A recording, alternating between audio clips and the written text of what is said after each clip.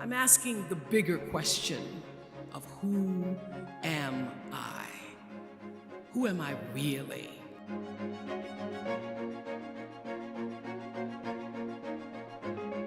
I am, as Pierre de Chardin said, a spiritual being having a human experience. Come trailing the breath of the ancestors yet, but trailing the breath of the angels. And understanding that because I am connected to the source of all that is possible for me. I don't want to just be successful in the world. I don't want to just make a mark or have a legacy. The answer to that question for me is I want to fulfill the highest, truest expression of myself as a human being.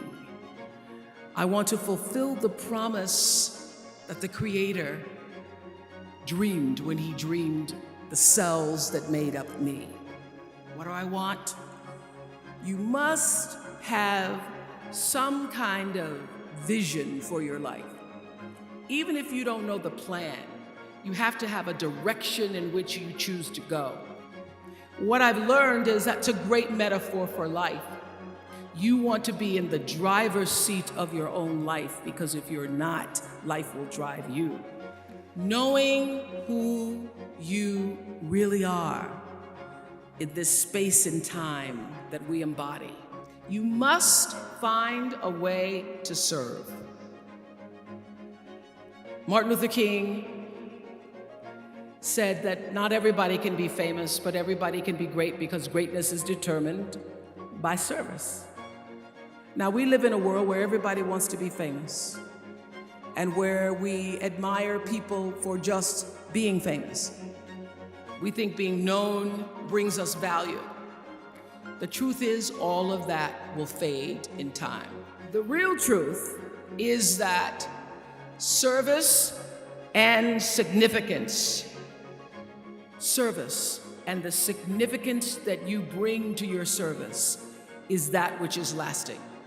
So to be able to, whatever your occupation or job or talent or gift is, our honorees today getting doctorate degrees, to apparently opposite fields, HIV and AIDS and the spoken word.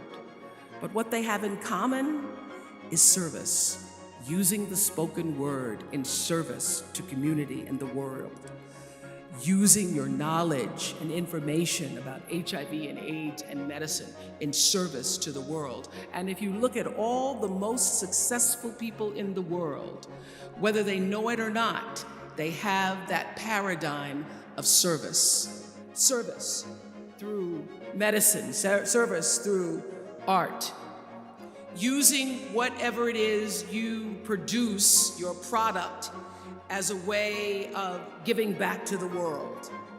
When you shift the paradigm of whatever it is you choose to do to service, and you bring significance to that, success will, I promise you, follow you. Service and significance equals success. Be excellent. Let excellence be your brand.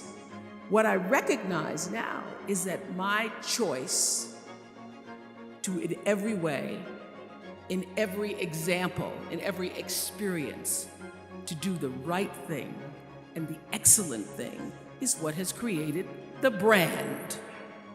And what I know is that when you are excellent, you become unforgettable. People remember you, you stand out. Regardless of what it is, you become an unforgettable woman. And that is what we all want. We want to be unforgettable and not forgettable. So doing the right thing, even when nobody knows you're doing the right thing, will always bring the right thing to you. I promise you that. Why?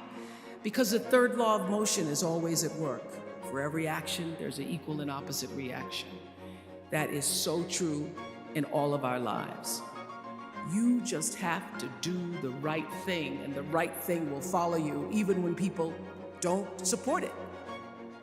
I remember many times on my show. There are many shows y'all never saw. And the reason you didn't see them is because I got the last vote. You do the right thing, even when other people think it may not be. And oftentimes, when you make a decision to do the right thing, immediately you're faced with doubt. You always know it's the right thing, when in the end, there is peace. You are rewarded by peace in knowing that you did the right thing. The most important thing I have come to know in doing the right thing and making the right choices is understanding what we talked about yesterday. All of you leaving here have the potential for enormous success. There's a price that comes with that. People don't always like you, and they're not always happy for you. And if you surround yourself with people who are not accustomed to your success, they become fearful, they become scared, because you are reflecting back something to them that they don't recognize. That only happens when you are around people who do not mean and want and aspire to the best for you.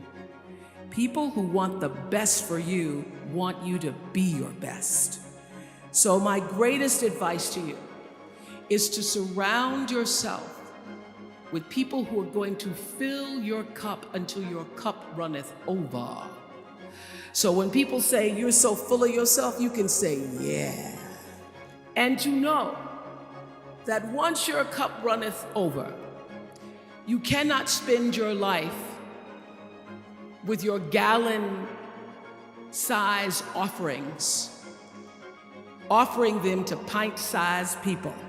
You've got to surround yourself with gallon-sized people who can hang in the same company with you, so that you're not offering your gallons to those little pints out there who can't hold it anyway.